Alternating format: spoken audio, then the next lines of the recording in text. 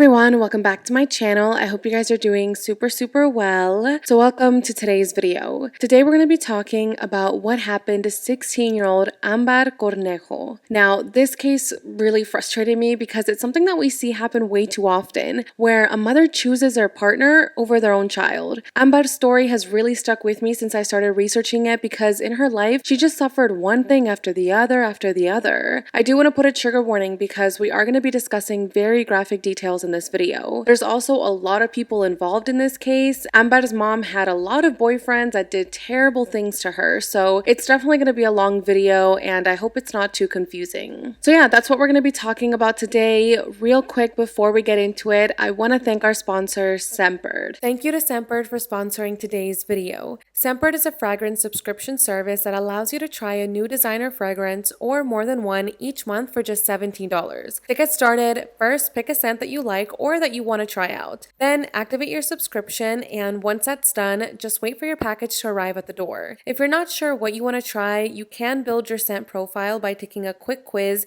and Scentbird will find fragrances tailored to fit your need. I love when people compliment my fragrance. Smelling fresh and clean is such a good feeling, so perfume is very important to me. This month I received 4 fragrances. I got Ariana Grande's Thank You Next, Skylar Clean Beauty Lime Sands, Hermetica Pear, and Joe Love's Ebony and Cassis. With each fragrance, you'll get a 30-day supply to try new fragrances before committing to a full-size bottle. There are over 600 designer brands to choose from Prada, Gucci, and Versace to indie labels such as Skylar, Heretic, and Confessions of a Rebel. They also have perfumes and colognes and a lot of unisex options. So make sure to click the link down below or scan the QR code and use my code Flores for 55% off your first month at Scentbird. That's only about $8 your first month. Thank you again to Scentbird for sponsoring today's video.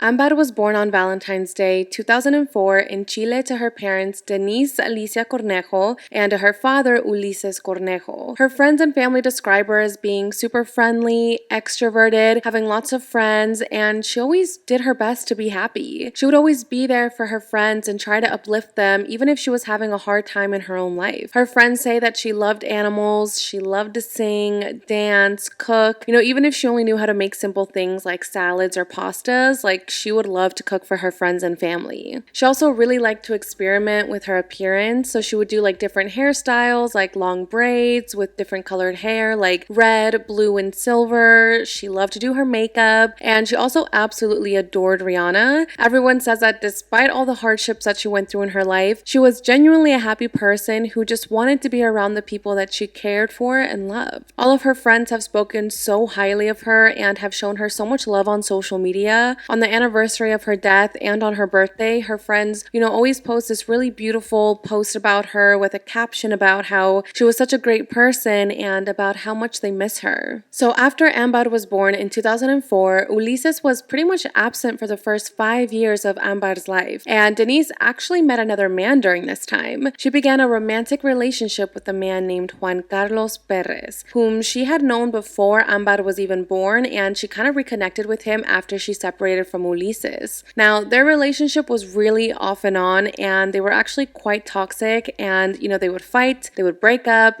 get back together, and they would kind of just repeat the cycle until they officially broke up in 2009. But even after officially breaking up, they would still frequently be in communication with each other because they did end up having 2 kids together. Now, unfortunately, one of the babies actually died just 4 months after being born due to malnourishment. The baby was not being properly cared for, and the death of her son is what led Denise into a heavy depression that was never properly treated, and it caused her to just break down and be even more negligent towards her children, especially towards Ámbar. She was heavily drinking and she just wouldn't take care of herself. So due to all of this, the school that Ámbar and her brother were attending actually requested that they be placed in an institution for minors as a protective measure for a year. The school was noticing that Ámbar and her brother were not being taken care of. They were not being being taken care of at home, they were doing bad in school, and that's why they stepped in and decided to help the children. So they were in this institution for a year until things calmed down with Denise. After this, they were released back in the care of their mother in 2009 because, to the courts and I guess the school, it seemed like Denise had gotten better and was now able to actually take care of her children. Now, around the same time, Ambar's father, Ulises, actually tried to get back into Ambar's life, and he began rebuilding a relationship with her, and they actually ended up getting pretty close.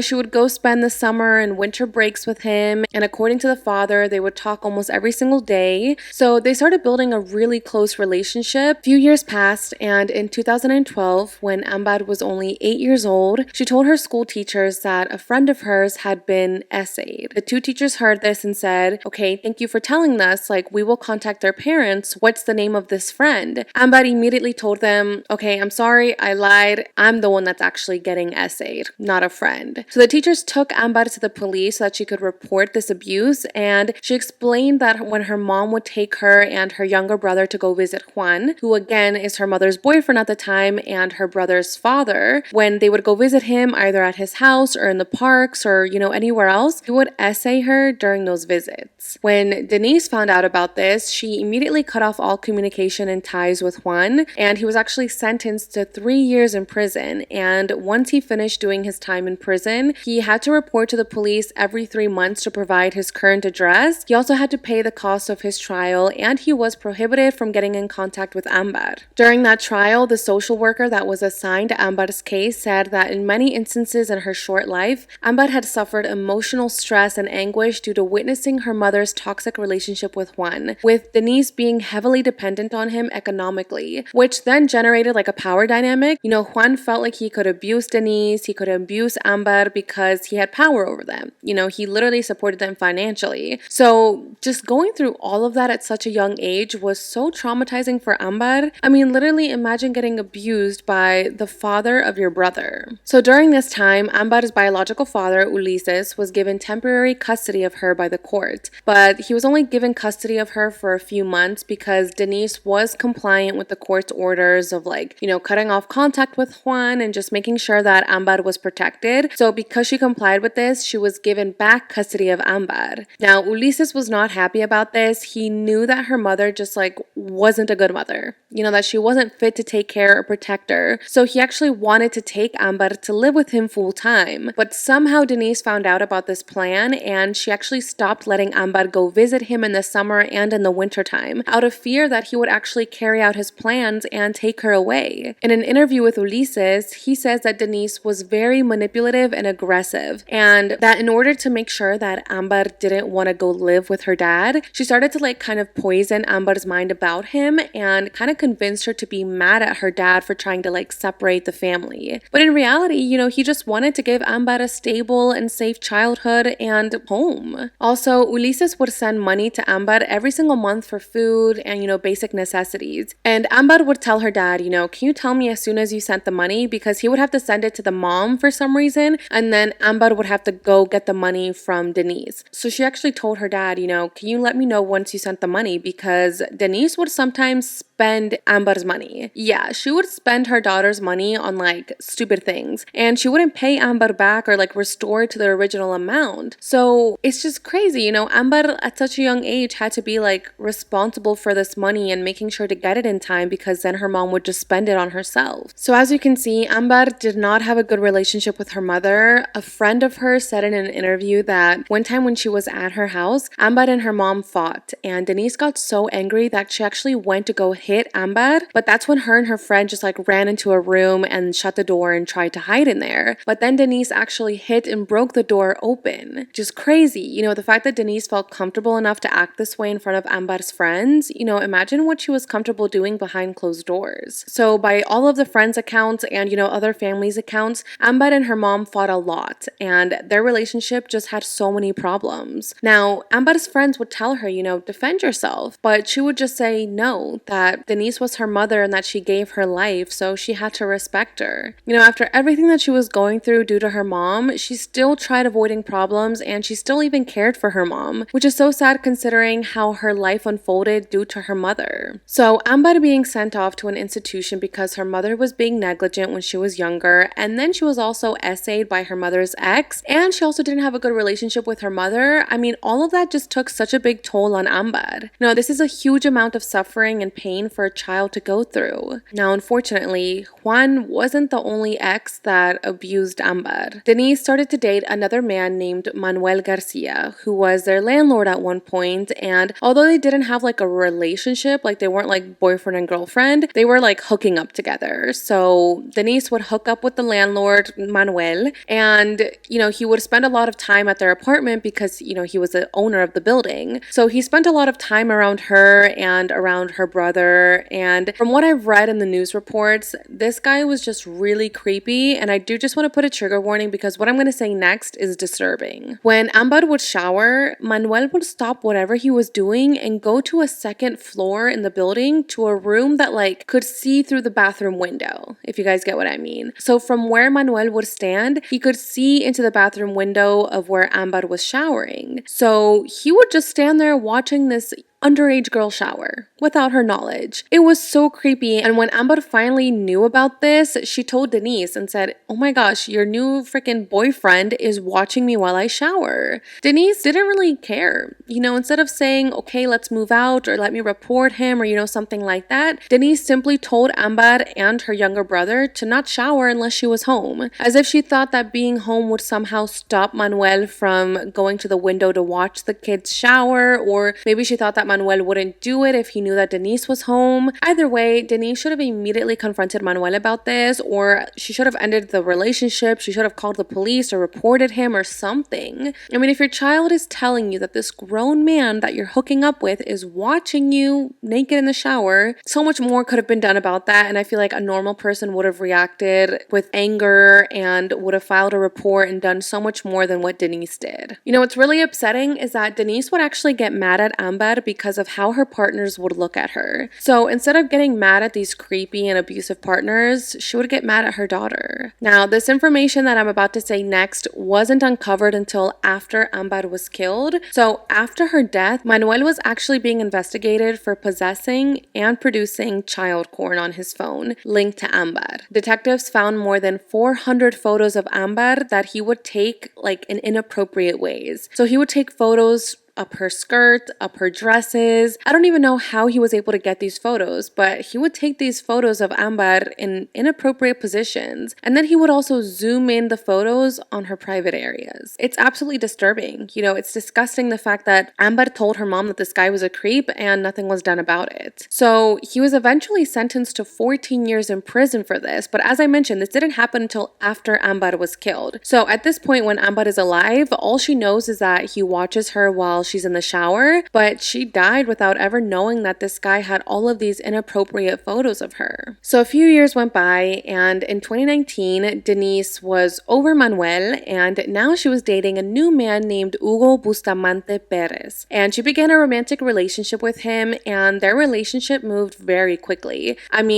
Just shortly after they began dating, they moved in together. Now, Ámbar didn't like how fast this relationship was going because it was just like out of nowhere. A man you don't know suddenly moves in with you and your family. It's definitely strange, and Ámbar at this time was only a teenager, so she was really confused by this. One day in school, Ámbar was telling a friend of hers how she just felt like her mom's relationship with this guy, Hugo, was weird. She just felt like something was off about him, and anytime she was near him, she felt like he was watching her in an inappropriate way. So she's venting to her friend about this, and her friend asked her, "What's this guy's name?" And when Ámbar told her his name, the friend said, "Wait, that sounds familiar." So they open up Google and they start searching Hugo Bustamante, and his photo pops up in Google, and Ámbar points to it and says, "Oh my gosh, that's him. That's who my mom is seeing." So they click on his photo and they start reading an article about him, and that's when they discovered that Hugo Bustamante, Denise's new boyfriend, was a convicted killer. They discovered that in 2005, Hugo had murdered his then girlfriend Veronica and her 9-year-old son Eugenio. Can you imagine this? You Google your mom's new boyfriend, and then you discover that he's a killer and that he literally murdered his past girlfriend and her child. Anyone in this situation would immediately get worried, thinking that you or your mother could be next. Ámbar wanted to know more about this guy, so she continued looking into his murder case. And I won't go into like full detail about what he did because it's very long and it could be its own separate video. So I'll just quickly summarize it for you guys. So Hugo Bustamante had a rough upbringing. His father was very abusive towards him, and he started working at a very young age, at around 8 or 9 years old, selling fruit and vegetables at markets to support himself. At 15, his father kicked him out, so he went to go live in Argentina with a friend for some time. And from there, he kind of like traveled around to like Peru, Brazil, Bolivia, and Spain during this time. Hugo eventually returned to Chile, and he got a job as a security guard. And while he was working at this job, he met a woman and actually had a child with her. But she ended up leaving him and took their daughter with her, and he never really had a relationship with this daughter, only briefly when she was a bit older. Hugo actually went to prison for robberies as well, and when he was arrested, he kind of just started reflecting on his life. He realized that he had a bad childhood.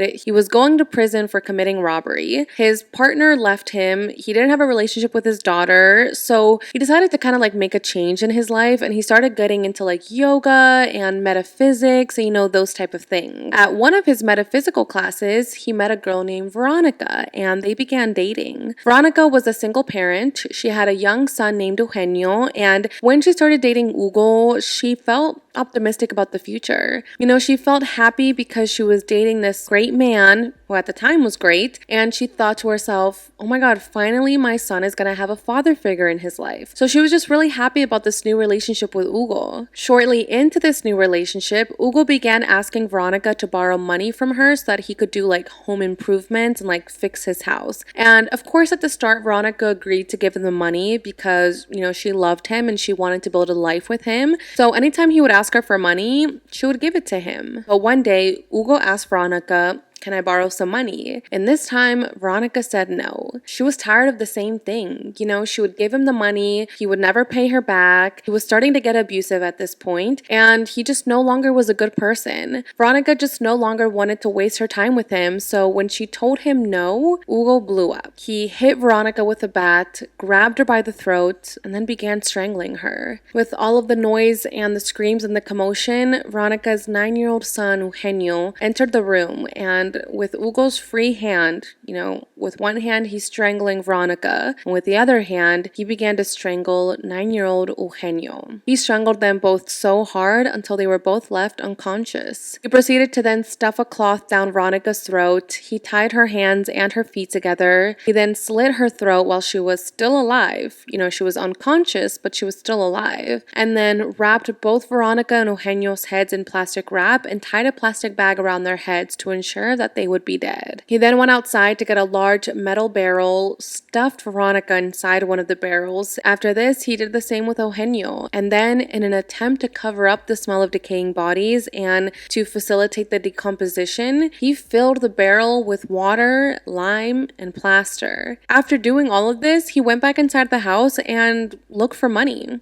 Literally, after killing Veronica and her 9-year-old son, one of the first things he does is to go look for money. It's disgusting, and he eventually found the money. He left the container with their bodies inside of the home for a few days while he left to go spend the money on prostitutes, drugs, and alcohol. However, when the barrel started to smell, he actually bought a house with a patio so that he could bury the barrel outside, and he just thought that he would get away with everything. He figured that no one would ever come looking for Veronica and her son. He actually asked his dad if he could help him bury a hole in the backyard of his new house, and when the movers were moving all of the furniture into his new home, he asked them if they could help him bring the barrel to the back, and when they were moving it, some liquid started leaking from it, and Hugo told them that it was just like a chemical and that he worked in the French fry industry, which is why he had this in his home. So once he moves the barrel inside and the movers, his dad, and everyone else leaves, he buries a container, and then a week later, neighbors actually call the police because there was a horrible smell coming from his house. Obviously the smell of the decaying bodies. So So police showed up to his house, and Hugo didn't hesitate to confess to police about what he had done. He literally told them everything right away, and he was sentenced to 27 years in prison, and he was supposed to be there until 2032. While he was in prison, he did an interview with a TV program, and the interviewer asked him if he would ever kill again. Hugo said, quote, "I have thought about it, and I don't have the answer. I can't say it's impossible that I will experience a similar situation. I'm not the owner of destiny. I think not. But if at a certain moment I explode this way in the face of this type of situation, will I explode again? That is indeed distressing because it shows that one does not know oneself." So he was basically saying that he didn't know if he would kill again, which is just wild. So the interviewer asked him, what made you act so violent in the first place? Hugo said that he heard a whistle in his head, and that's what he believes triggered him. He said that he felt as if he was watching a movie while he was killing Veronica and her son. Now, shortly before he had committed these murders, Hugo's daughter had actually tried to reconnect with him, but the attempt was cut short because when she learned that her dad had murdered his girlfriend and her son, she was just so heartbroken, because she wanted to reconnect with her father. And then, as she's trying to do this, she learns that her dad killed 2 innocent people. So after learning about what her father had done, she immediately cut ties with him, and then she tried to move on and start her own life again. So going back to Hugo, he was in prison for the 2 murders, but unfortunately, he was actually released early. He requested for parole, and he was released before serving even half of his sentence. He only served 10 years. Now, when the judges reviewed his file, the prison he was at stated that, quote, "The inmate Hugo requires intervention and a longer period of observation as psychological variables determine an uncertain prognosis. It is not recommended to grant conditional release." So literally the people in the prison were saying, do not release this man. Like, they were literally warning them that this guy was just not well. Also, with his interview where he said that he can't say whether or not he will murder again, the prison felt that they should not release him. But, the courts had to abide by a then law, which stated that any inmate who was sentenced to more than 20 years in prison was allowed to be granted probation when they had served their first 10 years, and if the inmate had to have impeccable behavior in prison. So Hugo did all of that. He served his 10 years, he did school, learned a trade skill, and was behaving in prison. So that's why he was allowed to leave. Along with Hugo, 788 other inmates requested parole during that time, and they were also granted it. To me, that law just seems a little bit odd. The fact that 788 people were able to leave before finishing their sentences, which, they could have been in there for murder, rape, etc. But because they had served 10 years and had good behavior, etc., they could just leave. Now, since then, the laws have been modified for it to be not as easy for inmates to get parole, which is a step forward, but at the same time, it's a shame because if the laws had been modified earlier, Hugo would have never been released until 2032, which meant that he probably wouldn't have ever met Denise, he wouldn't have met Ámbar, and maybe Ámbar would still be with us today. When Hugo was released from prison, he went back to living a normal life, and the community he was living in was angry. They were furious at the fact that they had to live among a killer that should still be serving his sentence inside of a prison. In his neighborhood, neighbors said that he was nice, but at the same time, he was also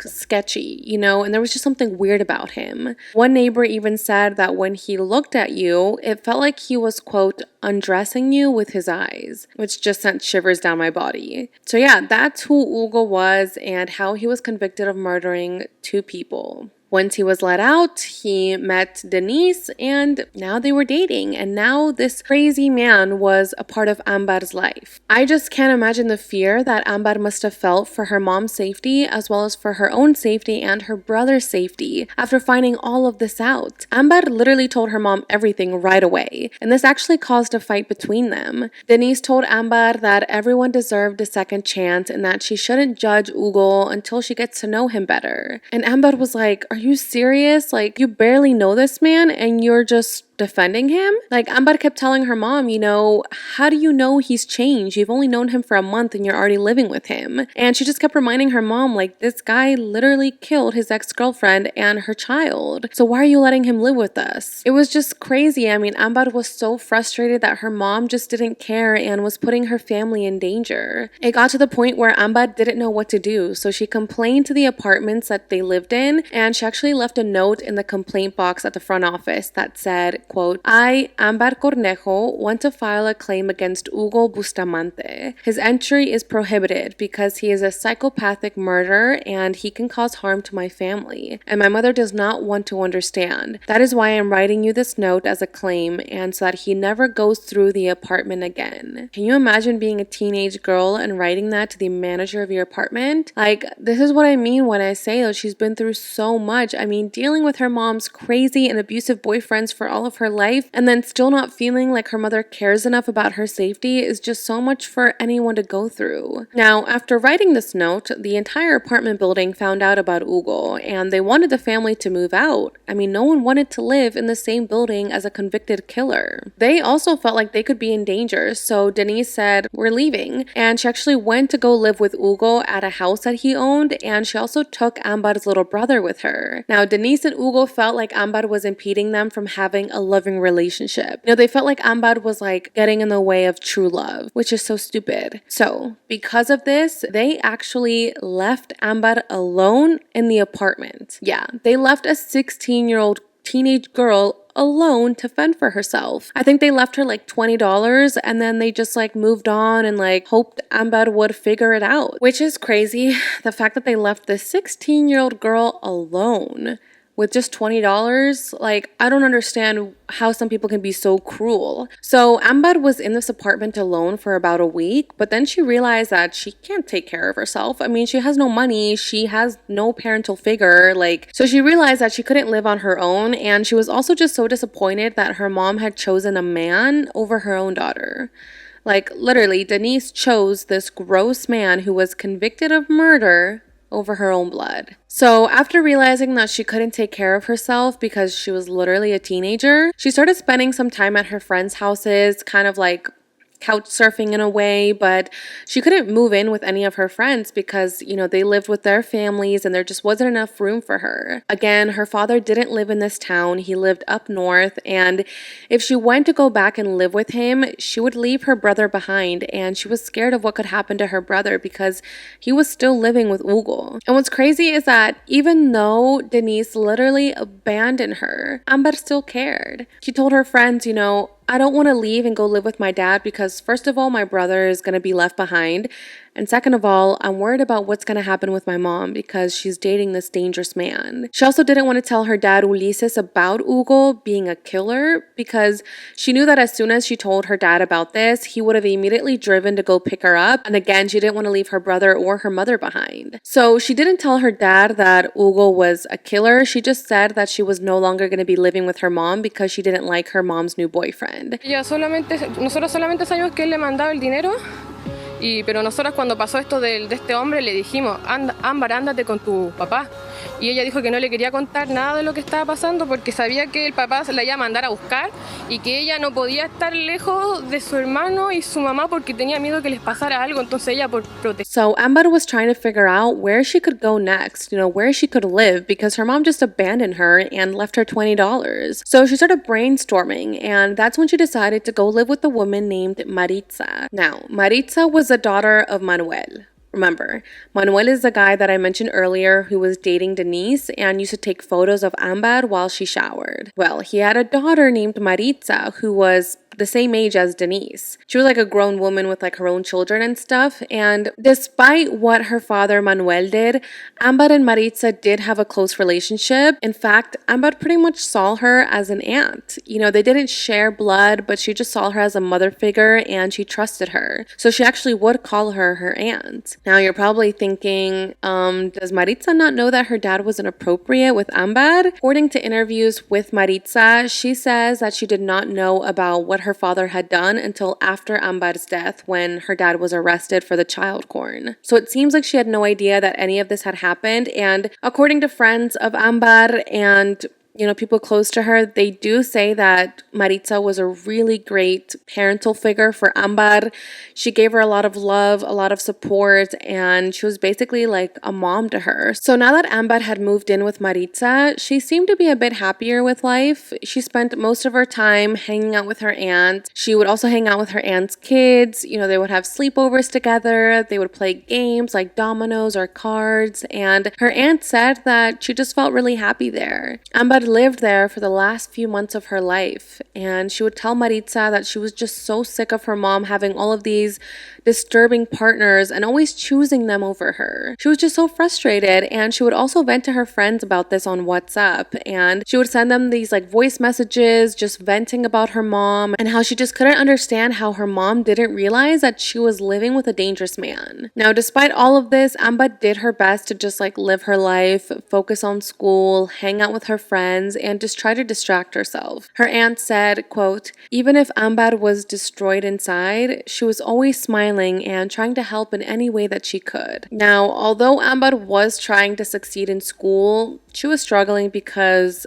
obviously she had been through so much. Her mom abandoned her. So during this time, she was actually repeating the school year for a second time due to bad grades and excess absences. And the teachers tried to reach out to Denise to schedule like a parent-teacher conference, and they tried to reach out to her like 6 different times, but she would never attend these meetings, and she would also speak to the teachers very aggressively. She would raise her voice at them and just talk down at them.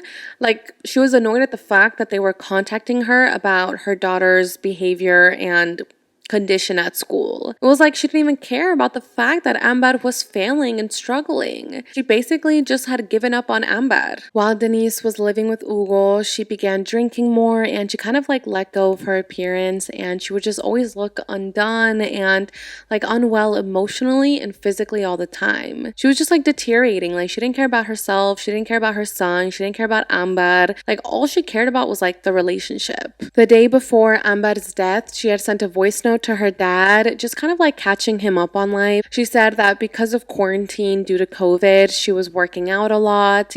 She couldn't leave the house, so she was just like doing at-home exercises and trying to get in shape and stay healthy. So she was talking to him about that, and he was supposed to send the money the next day. So she told him, let me know as soon as the money is sent so I can go get it for my mom. And, she basically told him that everything was good in life, and she sounded genuinely happy in this voice note. So now let's talk about what happened on July 29th, 2020. That morning at around 9 a.m., Ámbar got a call from her mom asking her to come to her house that she shared with Hugo so that she could pick up the monthly allowance that her father would send her. Ámbar told her aunt that she was going to quickly go to her mom's house, get the money, and then she was going to come back. And her mom actually only lived like around 7 blocks away from where she was living at the time. So it was supposed to be a very quick trip. According to Ámbar's friends and to Maritza, who sometimes would go with her to go pick up the money, Ámbar wouldn't even go inside her mom's house. She would just knock on the door, wait outside, Denise would come out, hand her the money, and then she would go back inside the house and Ámbar would leave. Ámbar literally refused to step inside Hugo's house. So because of how quick this transaction was, she should have been to her mom's house and back very quickly. However, 3 hours later at around 12 p.m., Ámbar still hadn't arrived home. Maritza thought that maybe she had gone to the store to buy things with the money that she had just gotten, or that maybe she had gone to like a friend's house or, somewhere else. But what really concerned Maritza is the fact that Ámbar wasn't answering her phone. She kept calling and calling her and sending her voice notes on WhatsApp and text messages, but she just wasn't receiving any responses. That's when she started to worry, because Ámbar wasn't like that.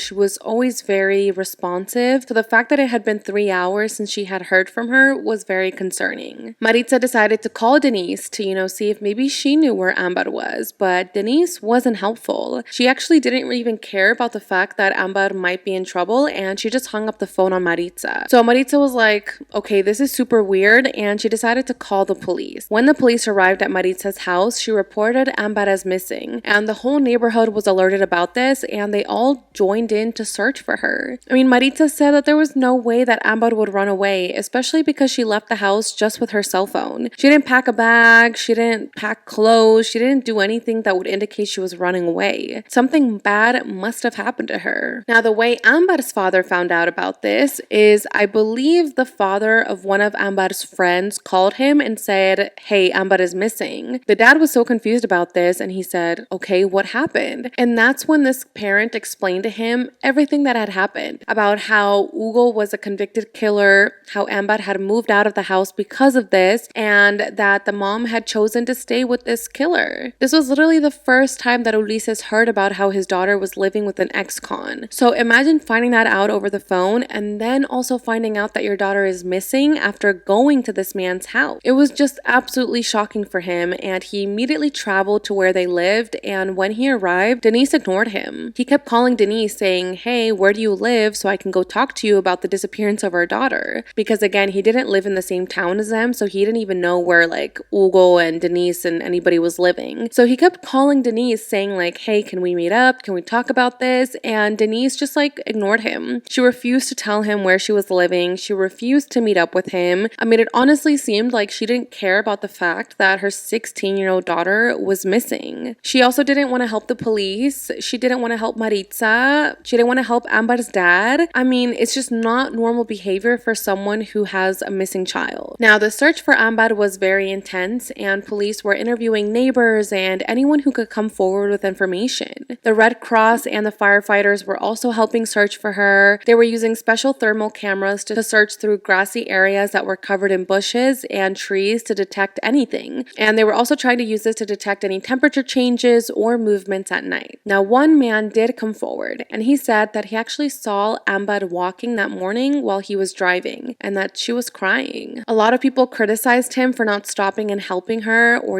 asking her what was wrong. And in an interview, he says that the reason he didn't stop is because of the state Chile is currently in with all of the murders and femicides, and he was actually scared of being wrongfully accused if he stopped to talk to Ámbar or offered her a ride in his car. So he says, I have a family to think about, and with how society is, he just didn't want to risk looking suspicious. Another neighbor also came forward and said that they saw when Ámbar went inside her mother's house, but they never saw her leave. There was also a camera nearby that recorded her walking in the direction of her mother's house, but she was never seen walking back home. So after this, it became clear to the police that the last people to see Ámbar had to be her mom and Hugo. At this point, Maritza and other people that were helping search for Ámbar actually went to Hugo's house and confronted him about this. I mean, he was literally everyone's number one suspect. I mean, he had killed 2 people before, so what are the odds that now Ámbar is missing after going to his house? So they all go there, they knock on the door, and they question him. And according to them, Hugo was friendly.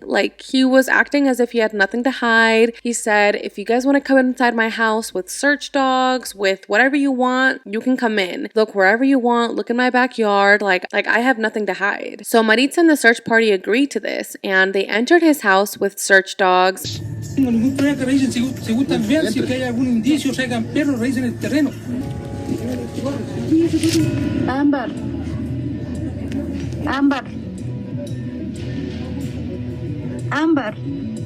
And what was weird is that one of the first things that Hugo said to Maritza was, if I had a body in here, it would smell. Don't you think a body that has been dead for 2 days would smell? And with that sentence, Maritza's suspicions were confirmed. And in an interview, she said that in her mind, she was like, who said anything about a body? I'm just looking for a lost girl, not a dead body. Plus, Maritza doesn't even know what a dead body would smell like. So the fact that he was saying this and already indicating that a body would be found was very shocking to her, and it just sent chills down her body. So when he said that, she just stared at him in shock. So the dogs and the search parties are looking around his house, but they don't find anything. After this, the search continues in the surrounding areas, and a friend of Ámbar said that while everyone in the neighborhood was worried about this and searching for her, Denise wasn't even helping. She was actually standing outside drinking a beer, watching people search for her daughter. That's not the behavior that people have when your child is missing. How are you you not leading the search parties? How are you not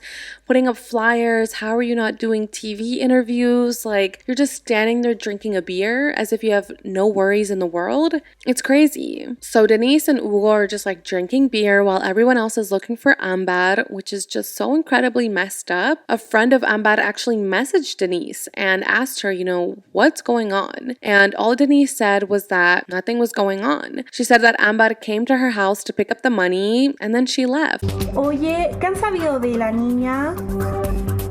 Nada, po. Vino ayer a buscar la plata, ¿cachai? A mi casa y después se fue, po. Yo no sé ni dónde está viviendo la anda, pero eso te digo todo. So she was basically denying having anything to do with her disappearance and about knowing where her whereabouts were. In the audio messages, Denise sounds so casual and there's nothing in her tone that would show worry or fear about her daughter's disappearance. Now, since Ámbar's friends knew about everything that was going on behind the scenes, about Ámbar's life, about how she would fight with her mother, about Hugo, her friends just knew that something was wrong and they thought that something bad had happened to her and that her mom and Hugo were most likely involved. They even went on social media saying that Denise and Hugo needed to be looked into and that they were suspicious. They said that Ámbar could not go missing out of nowhere like that. She just wouldn't disappear or vanish on her own. Her aunt Maritza also gave interviews and was crying and saying how scared she was because she had no idea what happened to Ámbar and she was just so distraught over this. I mean, Maritza was crying on TV and she was just heartbroken, but Ámbar's own mother wasn't even a part of the search parties or doing interviews. It's shocking how different her behavior was. Now, everyone's suspicions about Hugo and Denise heightened even more when suddenly the pair disappeared. Out of nowhere, they just vanished and they were nowhere to be found. The only thing that was known is that Denise had left her son with one of Hugo's sisters and then the two of them had just vanished. I mean, it basically looked like they were fleeing the scene. They disappeared 5 days after Ámbar was last seen, and with Hugo being the prime suspect, the search intensified for them to be found and taken into questioning. I mean, this was like a huge red flag to everyone. I mean, why would the mother flee when her daughter is missing? You wouldn't do that unless you were guilty of something. Everyone was keeping an eye out for them, and finally, on the 6th of August, they were spotted. Photos started circulating around social media of the two of them at a camping ground, trying to find somewhere to hide. They were like wearing backpacks and they had suitcases with them, and they were also caught on surveillance at a store buying hats and clothes to try to disguise themselves. So with this, it literally seemed like they were trying to flee the scene and like go live in the woods and like just forget about their life. So once the two of them were found, they were brought in for questioning and police were shocked at what happened next. Denise said that she was going to tell them everything. Police were like, okay, this is great, tell us. So Denise said that she knew what Hugo did to his daughter, but that she didn't want to come forward to police because she was scared, because Hugo had threatened to kill her, her son, and her parents if she said anything to the police. And she also claims that Hugo forced her to flee with him after Maritza and the other people showed up at the house confronting him. So she says that Hugo murdered her daughter and hid her body in a 6-foot underground ditch inside their living room in their home. So at this point, the police are listening to this and they're like, okay, like we were right, like Hugo's a killer. And they let Denise go. In this moment, she was just considered a witness and she was like openly speaking to them about what Hugo had done. And they didn't find her to be suspicious. Like they genuinely thought that she was also like a victim of Hugo's and that she was threatened by him. So that's why they let her go free. So after releasing Denise, Hugo was questioned and they also looked into his phone and his backpack was searched.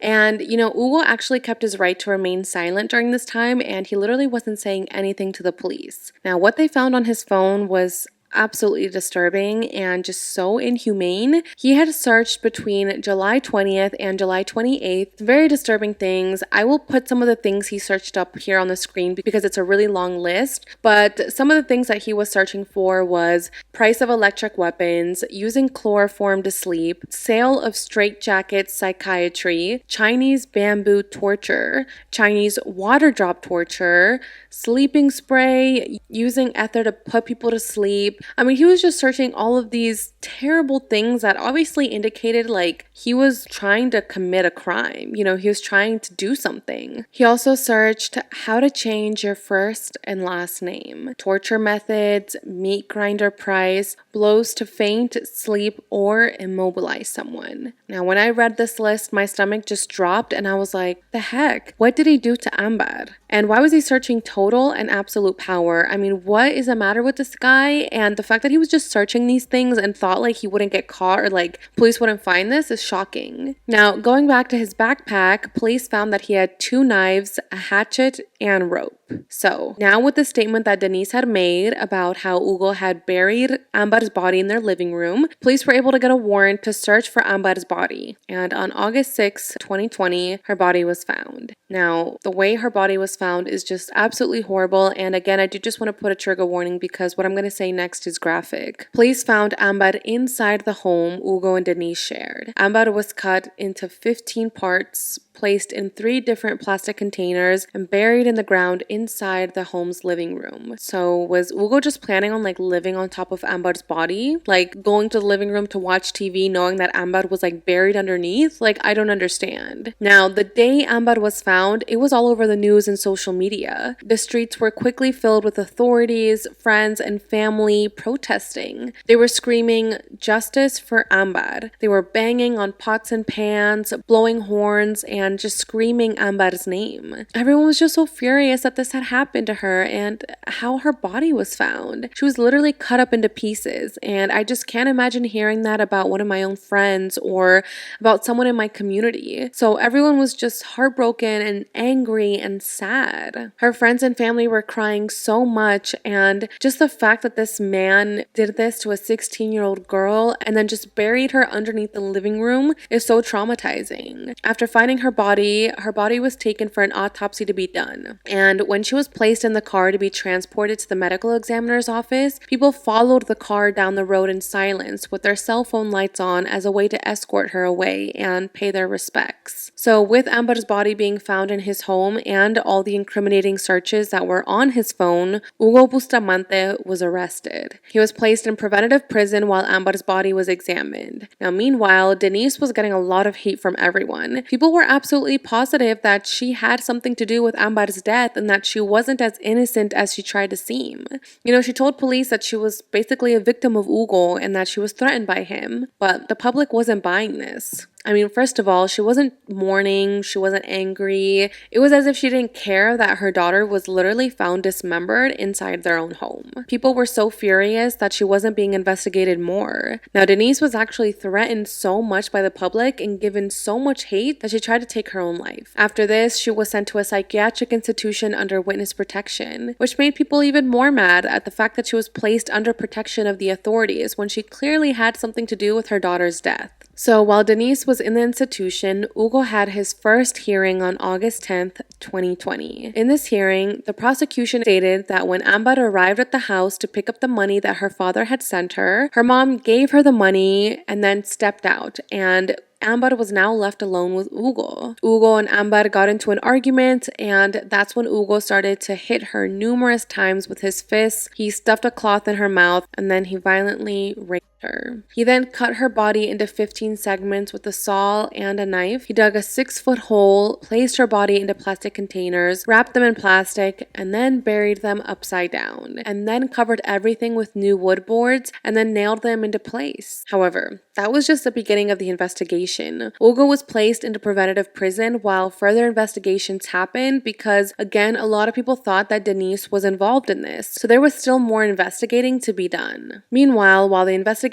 continues, on September 2nd, Ámbar's funeral was held. Hundreds of people gathered and they said their goodbyes. There were flowers, balloons, posters, music, and even a large amount of motorcycles lined up and honked their horns as a tribute to Ámbar. A group called Justice for Ámbar helped organize it, and they said, quote, "We are here to say goodbye to our little angel, our girl Ámbar. We want to make it clear that this is not over. Our group will continue, and we want more women to join our fight." Ambar's death touched so many people, and a news reporter named Paula Molina explained why so many people can relate to Ambar's case. She said, "They are sick of living in fear, not because they think that they will encounter the same situation Ambar was in, but because they know the feeling of going in the street or of living in a house with the fear of being attacked and knowing that there are no protective measures that are strong enough to stop this from happening." Now, Ambar's mom did not attend her daughter's funeral because she was still in the witness protection program at this time. However, on September 24th, Denise was actually arrested and placed in preventative prison for arranging and witnessing crimes of rape with homicide. Now, this was due to evidence collected during Hugo's investigation period. It included photographs, surveillance footage, witness statements, and cell phone contents that proved Denise was involved in this. After her arrest, Ambar's father gave an interview and he said that he had absolutely no doubt that Denise was an accomplice because of, quote, how aggressive and volatile she is. And he just says that he regrets not fighting harder back in 2012 when Denise stopped allowing Ambar to see him. He says that maybe if he had fought harder to have her come live with him, she would still be alive today. So now, both Hugo and Denise were in preventative prison awaiting trial, and finally, almost a year later, on June 14th, 2021, the hearing for the preparation of the oral trial was held. There were a total of 54 witnesses, 113 documents, and 30 expert reports that included DNA, psychological, and biochemical reports to go through. Prosecutors were requesting life in prison for their crimes. While in preventative prison, Denise was actually getting treated very badly by the other inmates. The inmates were just so angry at the fact that she killed her own daughter. You know, some of the women at this prison were mothers themselves, and they were in there for like minor crimes, and they kept saying that they would do anything to be out and reunited with their children. But Denise just decided to kill her own child. It wasn't fair, and a lot of the inmates were angry. Denise and her cellmate fought verbally, and the inmate was calling her a rapist and saying that she was going to make her life impossible and not let sleep peacefully for what she did, and that she wanted to hit her. So with all of the threats from the other inmates, Denise was actually moved to a separate area while she awaited trial, and that just made the inmates even more mad and the public more mad that she was like getting protected. So on October 26, 2021, the oral trial finally began. Finally, all of the details of Ambar's death were explained. At first, prosecutors thought that Hugo was the only person that had done all of this, but now that they finally had Denise arrested, they had the full story of what actually happened to Ámbar Cornejo. Everything began that day on July 29th when Denise called Ámbar at 9 o'clock and told her to come pick up the money that her father had sent her, which we already knew. However, before Ámbar had arrived, Denise made her 14-year-old son leave the house to go to his school to pick something up. That way there would be no witnesses at the house, and Hugo and Denise would be able to carry out their plan to murder Ámbar. So the brother left, and when Ámbar arrived at the house, instead of just giving Ámbar the money outside like they always did, she insisted that she come inside the house. Now, keep in mind, Ámbar never went inside. Like, she refused to put one foot inside this house. But that day, Denise insisted, and she was able to convince Ámbar to come inside. Once inside the house, Denise and Hugo immobilized Ámbar, and then Hugo her. However, their plan wasn't going how they expected because Denise's son actually came back home pretty quickly after going to school. In an interview with her son, he says that when he arrived back home at around 9:38 in the morning, Denise quickly came outside the house and told him that they had to go back to their old apartment that they still had because she had gotten a call from someone saying that someone was trying to break into their apartment. So they needed to leave ASAP. Her son was like, okay, but like I have to go pee. Can I go inside? But Denise wouldn't let him inside. And Hugo was even like pushing the door to not let him come inside the house. So Denise was trying to stall the son from going back in, and while she was doing this, Hugo quickly put Ámbar's body in another room of the house and closed the bedroom door. He finally let the brother inside, and the brother says that when he was using the bathroom, he heard like thumps coming from the other room. And when he exited the bathroom, without even asking Hugo about these noises, Hugo right off the bat said, "Oh, my mother's here. She's in the other room folding clothes. So the brother was like, okay, and then he just like left the house with his mom to go to their old apartment. Hugo was now left alone in this house with Ambar's body, and this is when he began to cut her body into 15 different parts and bury her. On the other hand, Denise and her son were actually caught on camera at the metro station heading to their old apartment. Denise was just walking around this station like nothing had happened, as if she didn't just help her boyfriend murder Ambar and let him rape her. It's incredibly messed up. And while she was out of the house, distracting her son, she was sending Hugo the following messages. I'm more calm now. I love you. Kisses. I hope everything comes out okay. How crazy is this woman? She's literally telling her boyfriend that she hopes everything goes okay with him getting rid of her daughter's body. And she's also sending him kisses. It's just I don't even know what's wrong with this lady. So after this, her son ended up staying in the apartment because, no one was actually breaking in. It was just like a ruse to get the son to leave. So the son stays at the apartment, and meanwhile, Denise goes to a store to purchase paint and paraffin wax, which she was caught on surveillance footage doing this, and it was also confirmed with the receipt authorities found in a backpack and a statement from the clerk who said, yeah, I sold her these products. Now, it was discovered that Hugo had used paraffin wax on the chipboards before sealing the floorboards over Ambar's body to prevent search dogs from smelling the decaying body. After buying all of this stuff, Denise returns to the house with Hugo to help him finish the job. That same night at around 11 a.m., 2 a.m., neighbors heard slow and spaced out sounds of equipment like hammers and drills being used, as if Hugo and Denise were trying to be as quiet as they could while they buried Ambar underground. Denise wrapped Ambar's cell phone in aluminum foil and threw it on the roof of their home, and when police investigated this foil, they found Denise's fingerprints on it. Then, when people started accusing Hugo, and when Maritza and the other neighbors confronted Hugo at his house, this is when Hugo started to get nervous. He pretended like he wasn't scared and that he had nothing to hide. He actually was scared. As soon as Maritza and the neighbors left, he told Denise that they needed to flee. They needed to run away because people were on to them. In Denise's first questioning by the police, before she was even considered a suspect as well, she said that he threatened to kill her if she didn't flee. But now police discovered that that was a lie. Denise had to flee just as much as he did because she was guilty. Denise took advantage of the fact that her daughter trusted her, and she lured her daughter right into the hands of a killer. And then she even helped hide her body and cut up her body. You guys, I just can't wrap my head around this. I don't get how a mother could do that to their own child, and the fact that she let Hugo rape her, rape her own daughter in front of her, is so confusing and just so disappointing. Now, if you guys recall, when Ambar first found out about Hugo's past, Denise and Hugo actually moved out because they said Ambar wasn't letting them live a romantic relationship in peace. Denise was so frustrated at the fact that Ambar kept trying to get in between their relationship, so instead of just dealing with it and listening to her daughter, she decided to plan to kill her. That way she could continue having a romantic relationship with Hugo without anyone nagging or trying to mess it up. Finally, on Tuesday, December 7th, 2021, Hugo and Denise were both sentenced to life in prison for the death of Ámbar Cornejo. According to the judge, both acted with premeditation because they agreed to sexually assault and kill the victim, revealing planning for that purpose.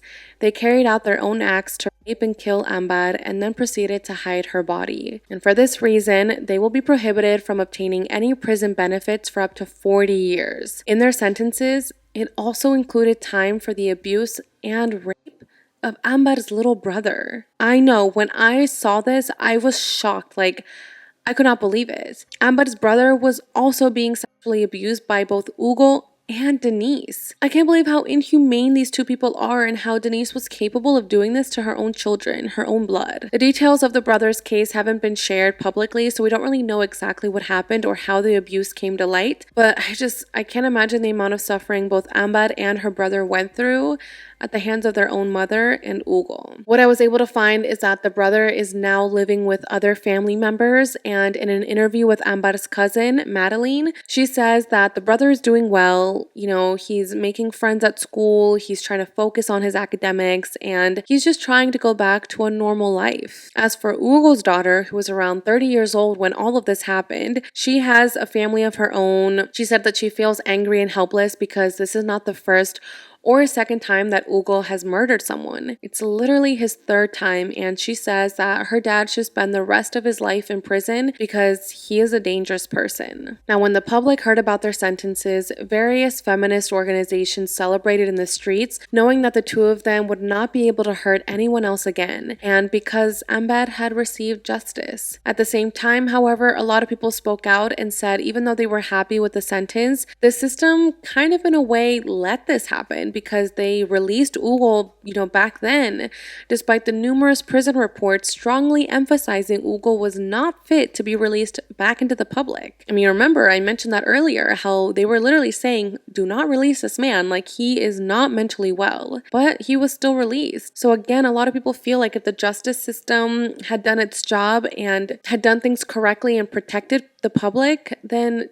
Hugo would have never been released until 2032 and Ámbar would still be alive today. National Child Defender Patricia Munoz said, quote, "Once again, the system has been unable to protect a girl from our country. Once again, we see how someone that should have been in jail was free." Now, the judge that originally released Hugo only after serving 10 years was being accused of abandonment of duties when she let Hugo free. Now, she was actually suspended from her position as a judge. After 2 private hearings, the Senate determined that she was not to be charged with abandonment of duties because she was literally following the law. Like, it's a bad law that used to be in place, saying that if you served 10 years and had good behavior, you could be let go. It's a bad law, but she was just doing her job of following the law. So it just brought to the table a much bigger discussion of why that law was approved in the first place. Going back to Ámbar, a mural was painted in remembrance of her a few years later, and it was revealed on what would have been her 18th birthday. The president of the Justice for Ámbar group said, quote, "We don't want to feel like yesterday it was Ámbar's time and that it could have been any one of us." Her mural was uncovered under a red covering, and when they uncovered it, people started singing happy birthday to Ámbar. There was also another poster I saw that said, "I was born to be free,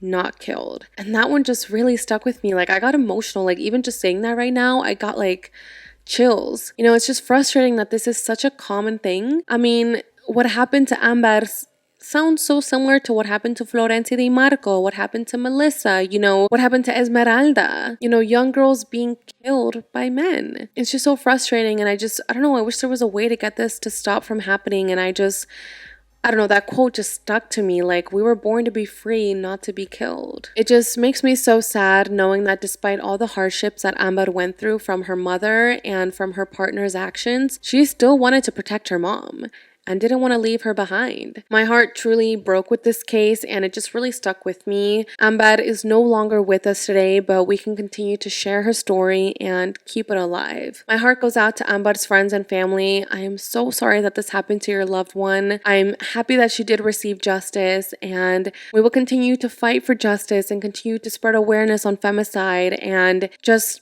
keep doing things to keep pressure on the court system to enforce better laws to make sure that people like Hugo aren't released. The fact that he was let go in the first place is just crazy. But all right, you guys, that's pretty much all the information I have for today's case. But I would definitely love to know what you guys think about this down below. If there's ever another case that you guys would want me to cover, also make sure to leave me a comment down below. And if you guys haven't listened to the latest episode of my podcast, I will put it up here, but you guys can also click the link down below to listen to it. And yeah, I don't know, this was such a tough one, you guys, but thank you so much for taking the time to listen to what happened to Ámbar Cornejo. I think that's pretty much all I have to say. I will see you guys in the next video. Bye!